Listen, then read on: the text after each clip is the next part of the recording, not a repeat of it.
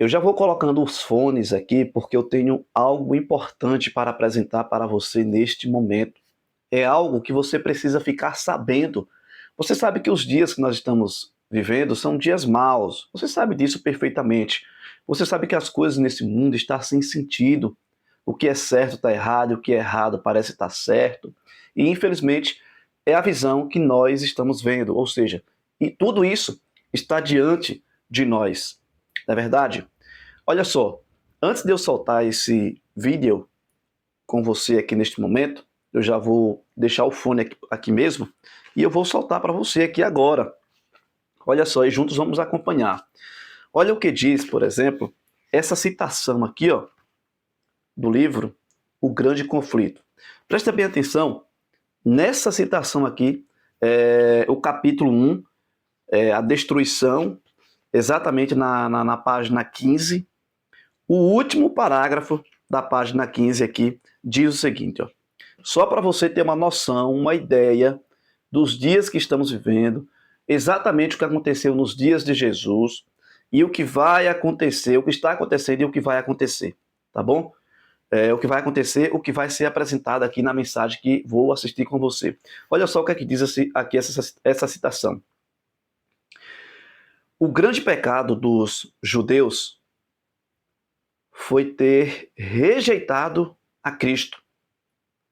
O grande pecado do mundo seria rejeitar a lei de Deus, o fundamento de seu governo no céu e na terra. Deu para entender aqui? Ainda não?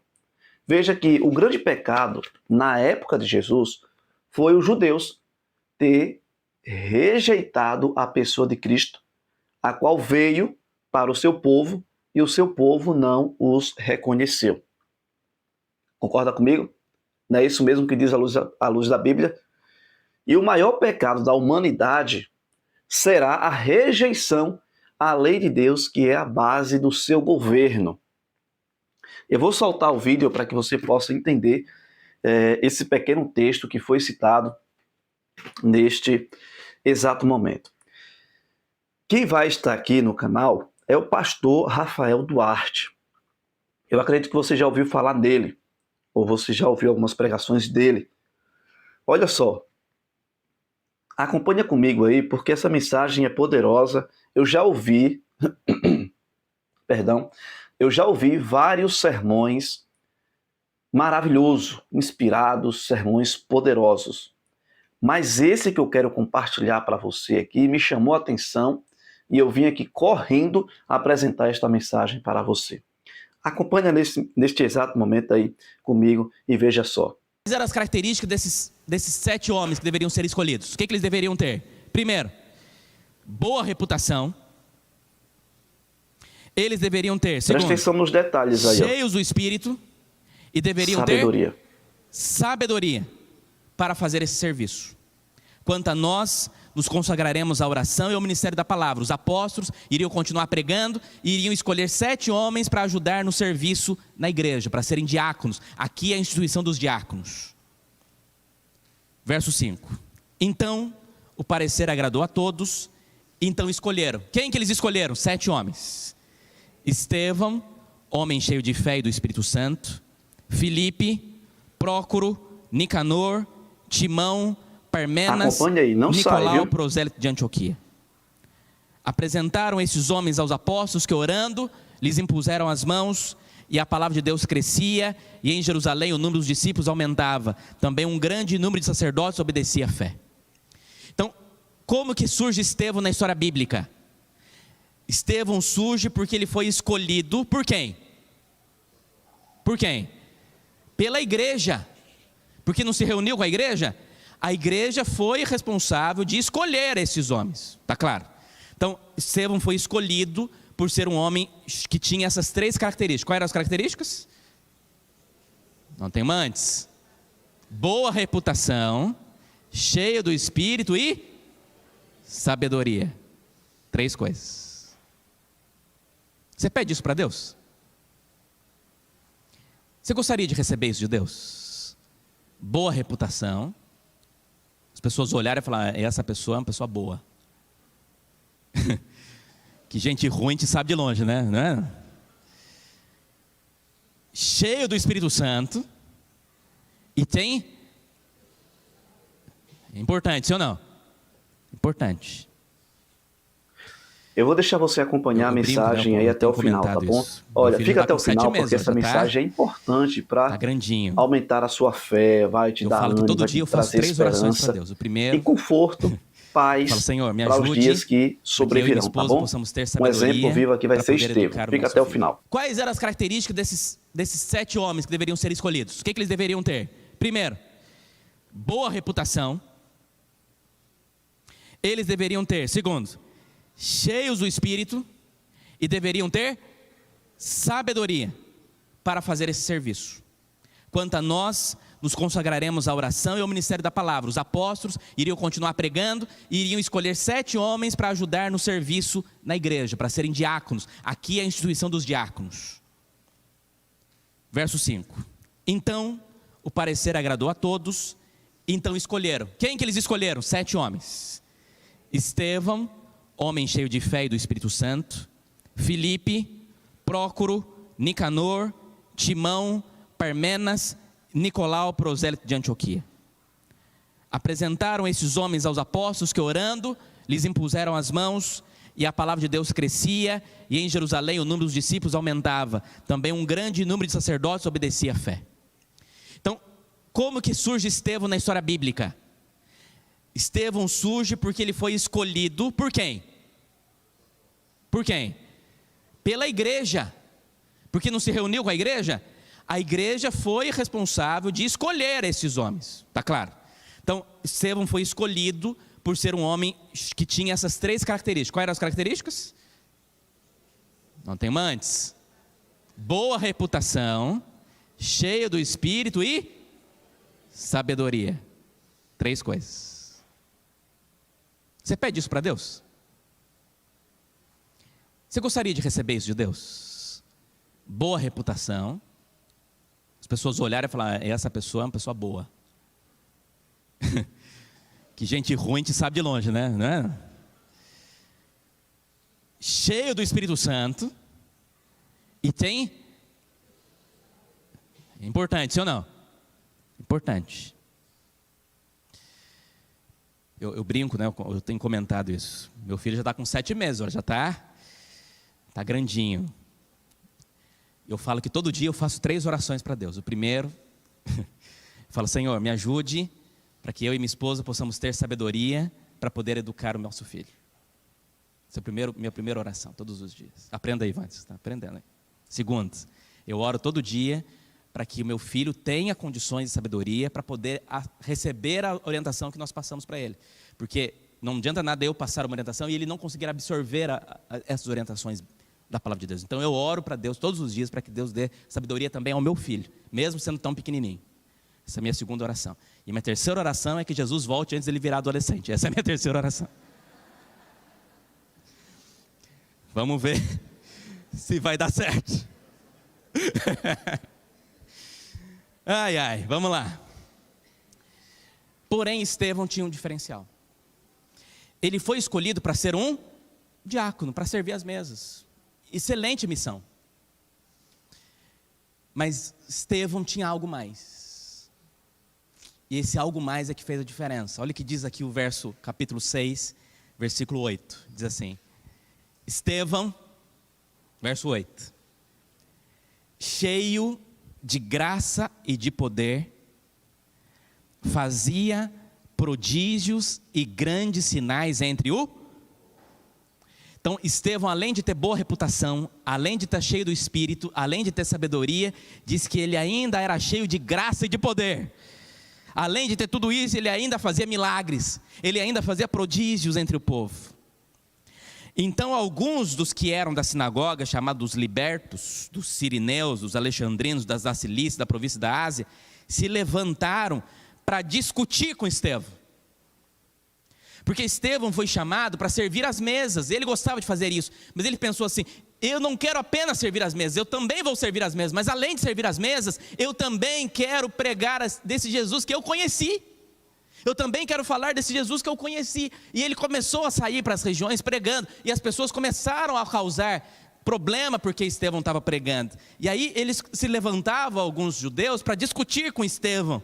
Mas o verso 10 diz que eles não podiam resistir à sabedoria e ao espírito pelo qual Estevão falava.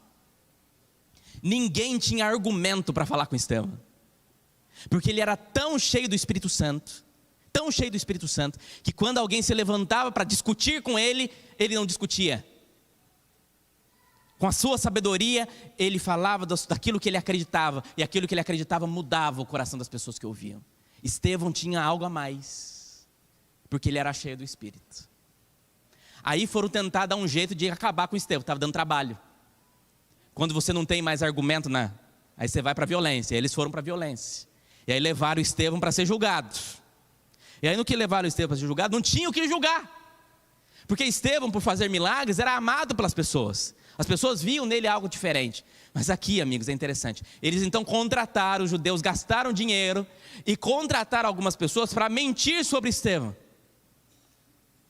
Para fazer mentiras contra ele. E levaram Estevão para o tribunal. Então, verso 13, olha esse texto. Apresentaram testemunhas falsas, que eles pagaram. Os judeus gastavam dinheiro com esses apóstolos. Que disseram, este homem não para de falar contra o lugar santo e contra a lei. Nós ouvimos dizer que esse Jesus, o Nazareno, destruirá este lugar e mudará os costumes que Moisés nos deu. O que as pessoas mentiam sobre ele, disseram assim, este Estevão não gosta de Moisés, esse Estevão não gosta do templo, e ele está dizendo que o templo vai ser destruído, e ele está dizendo que Moisés não é nada, esse Estevão não, é um pecador. Aí o verso 15, todos os que estavam sentados no sinédrio, virando os olhos para Estevão, viram o rosto de Estevão, como se fosse o rosto de um...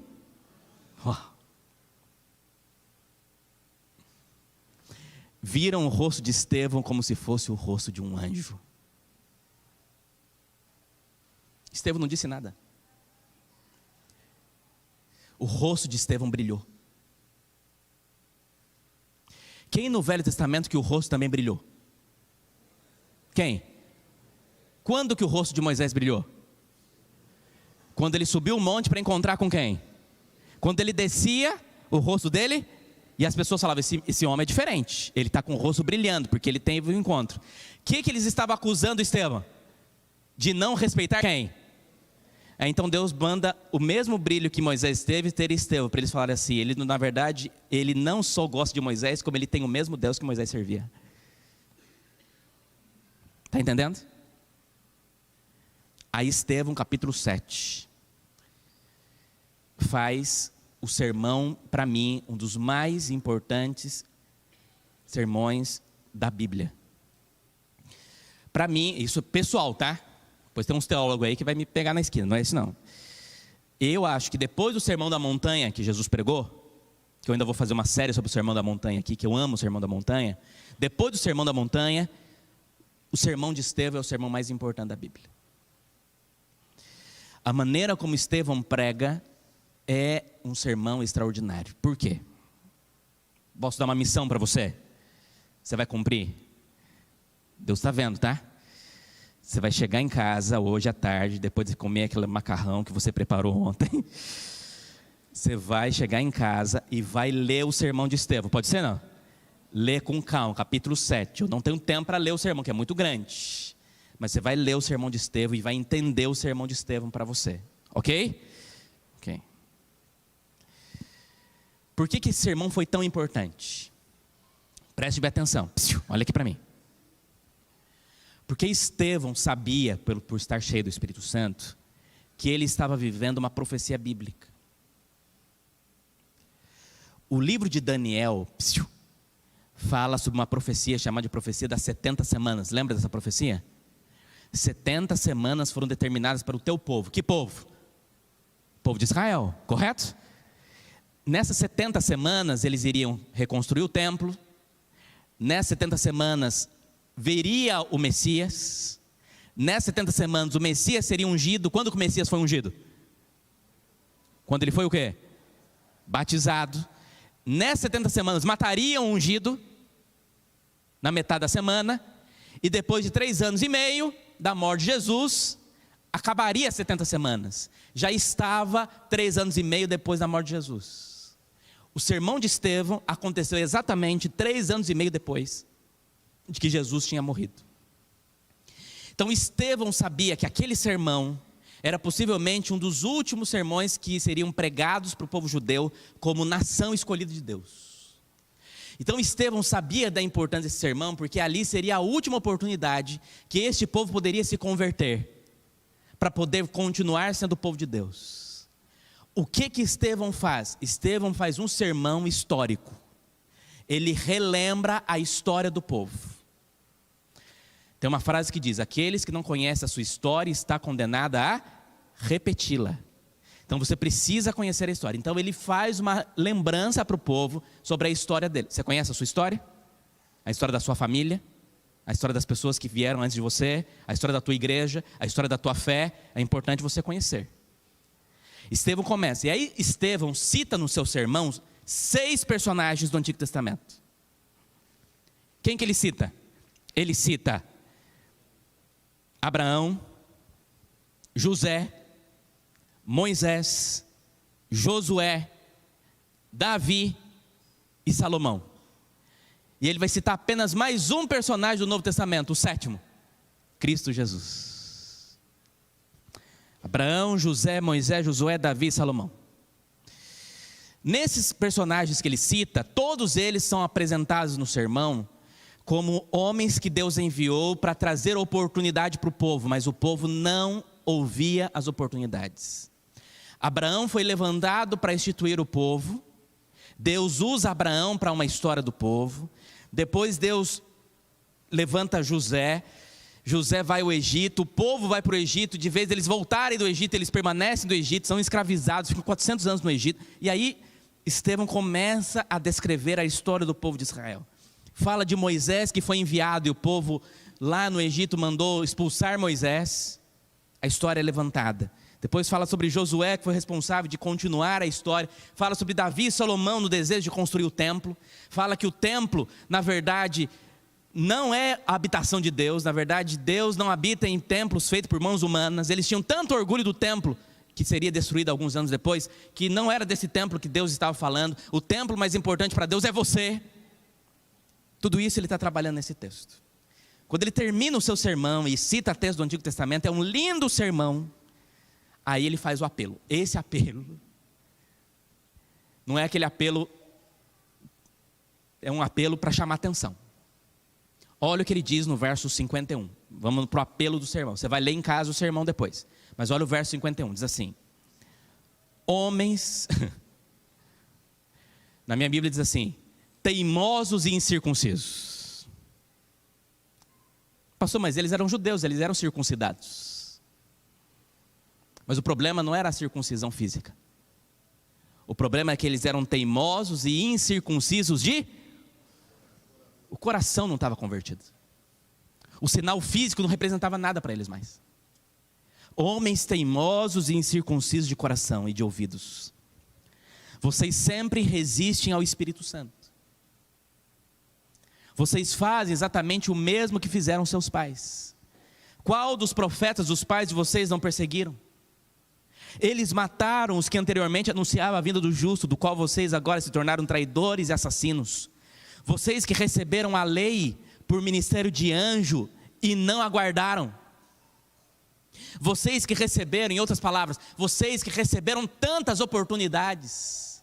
Desde Abraão, vocês se orgulham de ser o povo de Deus, mas vocês matam os profetas que Deus manda.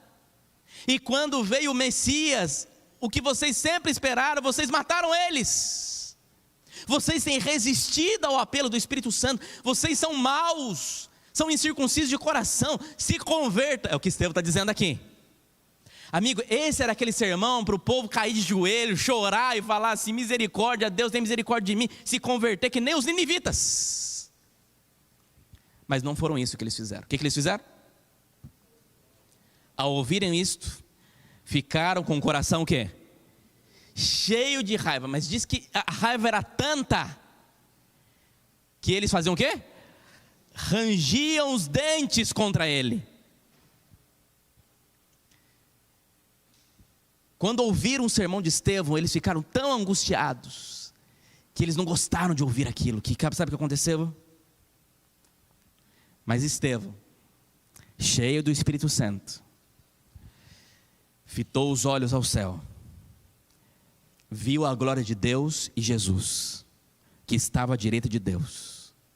Então disse: eis que eu vejo os céus abertos, e o Filho do Homem está em pé à direita de Deus. Eles, porém, gritando bem alto, taparam os ouvidos. Não é isso que as pessoas fazem? Taparam os ouvidos e unânimes avançaram contra ele. E expulsando Estevão da cidade, o apedrejaram. E as testemunhas deixaram as capas dele aos pés de um jovem chamado Saulo. E enquanto o apedrejavam, Estevão orava dizendo: primeiro, Senhor Jesus, recebe o meu espírito.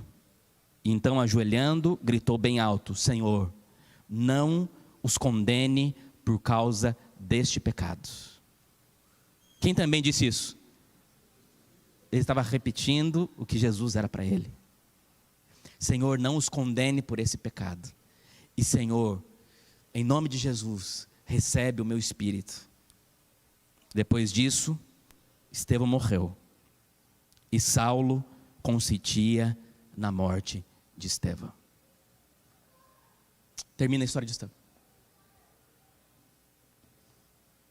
Já tinham ouvido assim?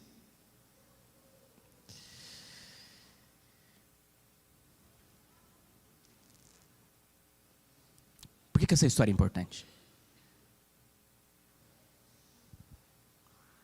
Que lições você tira dessa história para você? Você tirou alguma lição? Ou não? Eu tirei 3. Poderia ter tirado muito mais. Mas eu quero que você olhe para mim, para a gente sair daqui com 3 lições do nosso coração depois dessa história. Mas preste muita atenção, porque Deus quer falar algo para você agora.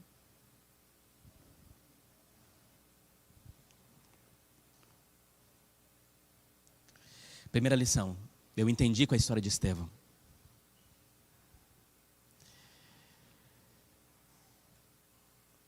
Que nesse mundo que me ensina a importância de ser próspero, eu aprendi na história de Estevão que no mundo que me fala que o maior sucesso é ter muito, que eu devo acumular o máximo que eu puder, a história de Estevão me ensina que a minha maior riqueza é ser cheio do Espírito Santo.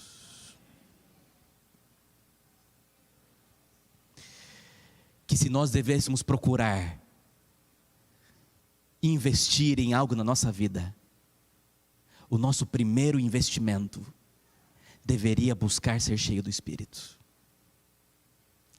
Porque quando nós estamos cheios do Espírito, junto com o Espírito vem um pacote de bênçãos, de frutos tão maravilhosos que a sua vida nunca mais será a mesma. Quando você está cheio do Espírito, é você permitir estar sobre o controle de alguém que sabe bem controlar a tua história. É permitir estar sobre o controle de um Deus que é muito, muito, muito maior que você, muito maior que os seus sonhos, muito maior que a tua vida, mas que está disponível para habitar no teu coração e permitir que aonde você colocar os pés, ali você possa ser um anjo de Jesus. Ser cheio do Espírito é permitir se esvaziar das suas próprias vontades pessoais, para que Ele enche o teu coração de maneira tão intensa, que as pessoas percebam em você algo diferente. E este algo diferente não é para você se sentir superior, pelo contrário, é para você entender que sem Deus você não é nada, mas com Deus você está muito bem guardado e protegido. A maior riqueza que nós podemos ter é brilhar para Jesus.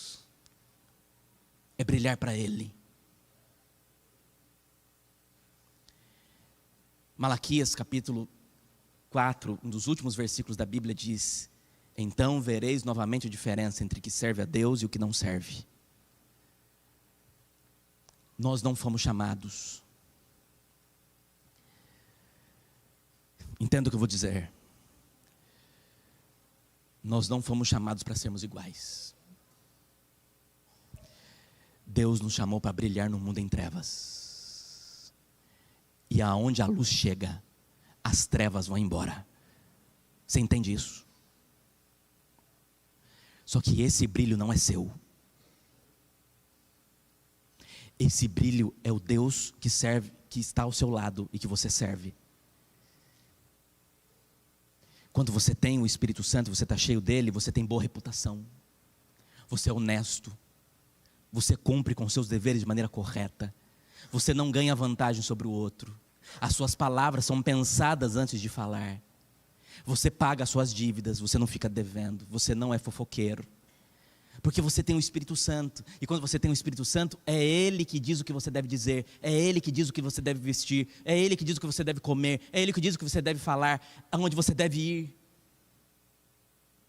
E isso é uma jornada diária, em que você todos os dias tem que pedir: Senhor, me ajude a hoje estar cheio do Espírito. Me ajude a me esvaziar hoje, para que o Senhor me preencha hoje. E eu oro todos os dias para que esta igreja, todos os dias, seja batizada com o Espírito Santo. Porque aí brilharemos nessa zona sul do Rio de Janeiro. Aí faremos a diferença onde quer que estejamos. Não seja mais um. Deus não te chamou para ser mais um. Segunda lição. Eu aprendi com a história de Estevão que eu preciso compreender o tempo que eu estou vivendo. Estevão entendeu que ele tinha que ter coragem de falar naquele momento. Porque se ele não falasse, ninguém falaria. Ele entendeu que ele precisava agir naquela hora, porque era a última oportunidade para que uma nação se salvasse. Ele precisava agir, porque ele entendia o tempo. Ele sabia que horas eram. E ele sabia que horas eram na história profética. Deus precisa levantar e tem levantado algumas pessoas para entender o tempo que nós estamos vivendo.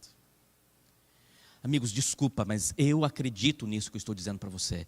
Eu entendo que nós vivemos o tempo que Paulo queria viver, que Pedro queria viver. Nós estamos vivendo o final da história deste mundo. Eu acredito que o mundo não vai suportar mais muito tempo. Será que você entendeu o tempo que você está vivendo? E se você entende que este mundo já está no seu final, será que as suas decisões diárias da sua vida está compatível com o tempo que você está vivendo? Será que o que você se preocupou, mas que tirou seu sono essa semana, o que tirou seu sono essa semana foi porque pessoas morreram essa semana e você não pregou de Jesus? Foi porque o seu vizinho ainda não conhece o Senhor? Foi porque o seu colega de trabalho ainda não sabe o que é salvação? Foi porque as pessoas que você gosta ainda não conhecem o Senhor? A sua família ainda não está nas mãos de Deus? É isso que tem tirado o seu sono? Ou o que tem tirado o seu sono é que você está sem o dinheiro que precisa para pagar aquele boleto? Ou porque você não conseguiu comprar o carro do ano? Amigos, entenda o que eu vou dizer para você. A gente precisa entender o tempo que nós estamos vivendo, porque isso diz muito sobre o que nós seremos, para que possamos brilhar. Mas aí entra a terceira e última lição, que para mim é a mais importante de todas. Olha aqui para mim.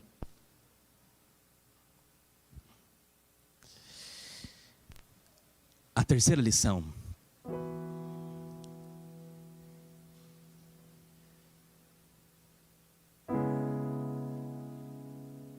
é quando você consegue entender, você consegue entender que a glória de Deus é tudo.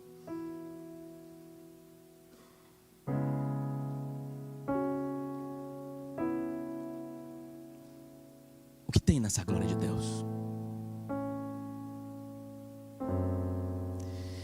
O que tem nessa glória que fez Paulo dizer: tudo que eu tenho é lixo comparado a Jesus? O que tem nessa glória a ponto de Estevão falar assim: pode me apedrejar? Eu olhei para cima e lá em cima eu vi o meu Jesus. Sabe o que eu acho interessante nessa história de Estevão? É que quando Isaías viu Jesus, Jesus estava sentado. Quando Daniel viu Jesus, Jesus estava sentado. Quando alguns profetas do Antigo Testamento viam os céus, Jesus estava sentado. Mas quando Estevão viu Jesus, Jesus estava em pé. É como se Jesus se colocasse em pé e falasse assim: eu estou no controle, filho. Ele olhou para cima, e aquele rosto de anjo que brilhava, de um homem de Deus, um homem pecador, amigos. Estevão era que nem eu e você, pecador. Mas ele permitiu-se enxertando o Espírito, que quando ele estava perante a sua morte, e sabendo que iria morrer, ele olha para cima, ele vê a glória, e a glória de Deus é tudo o que ele precisava, e a glória de Deus dá uma força para ele, como ele nunca imaginou na vida. E essa glória o faz levantar e olhar para cima e dizer: eu vejo o céu, eu vejo que lá tem tudo que eu preciso, eu não sou daqui. Uma vez alguém me perguntou: pastor, por que Deus não agiu para salvar Estevão? Amigos, Deus agiu. Deus agiu a ponto de, quando ele estava morrendo, ele dizer: Senhor, recebe meu espírito. Tinha certeza que estava salvo. Deus agiu a ponto dele fazer talvez um dos maiores milagres do mundo, que é perdoar quem te ofende. Ele diz assim: Senhor, perdoa, que as pessoas não sejam culpadas dessa morte. Senhor, perdoa eles. Na verdade, quando Estevão dizia assim: Senhor, perdoa eles, esse perdão era para um homem especificamente: Paulo, que era Saulo, que estava segurando as capas das pessoas que estavam apedrejando. Mas Deus já tinha avisado para Estevão que ali morria um diácono, mas Deus levantava um apóstolo. Ali estava acontecendo de um homem que antes era um perseguidor, estava sendo de alguma forma tocado. Depois que Saulo saiu dali, ele sai ainda para matar muita gente. Mas diz o livro Atos dos Apóstolos, eu acho isso maravilhoso, o livro Atos dos Apóstolos diz que não saiu da mente de Paulo nenhum segundo da vida dele depois a cena de Estevão olhando para o céu, o rosto brilhando e ele vendo Jesus em pé.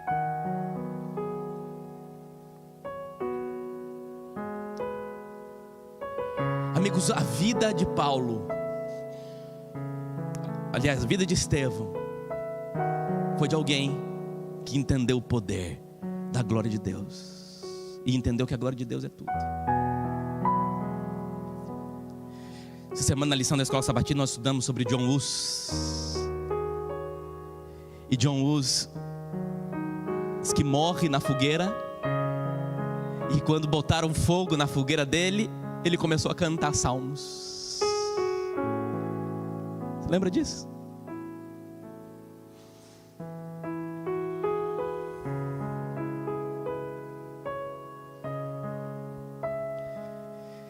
Lembra da música que nós cantamos no começo? Esse pastor, diz a história, que esse pastor que escreveu essa música tinha ido num presídio pregar. Ele tinha acabado de escrever essa música, então quando ele chegou no presídio para pregar, ele começou a pregar e cantou essa música. E diz que enquanto ele cantava essa música, um dos presidiários que estava condenado à morte ficou tão angustiado, tão triste, tão revoltado com Deus, que ele se levanta e diz que dá um soco no rosto desse pastor que estava cantando essa música. E diz que aquele pastor cai no chão. Diz que aquele presidiário falava assim: eu não acredito nisso que você está me dizendo. Mas diz a história que quando ele olha para aquele pastor no chão caído, ele viu um semblante diferente nele. Não tinha um semblante de raiva, era um semblante de paz. Aquele pastor levanta, vai embora, e alguns dias depois, esse presidiário que já estava com a data marcada para morrer, diz que mandou chamar esse pastor de novo. E diz que o pastor foi lá, sentou na frente do homem que deu um tapa no rosto dele, deu um soco nele. E aí diz que aquele homem falou assim: por favor, eu tenho poucas horas de vida, me fala mais sobre esse Jesus. E diz que aquele pastor ficou ali horas naquela prisão, enquanto permitiram, para contar sobre o Jesus que ele amava.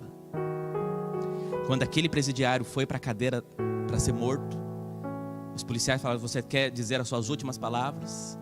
E disse que aquele presidiário disse que sim. E quais são as suas últimas palavras? E ele disse: vou contar-vos o que penso do meu mestre. Como dele recebi a luz e a paz, porque Ele mudou o meu ser completamente. Só Jesus, a minha alma satisfaz.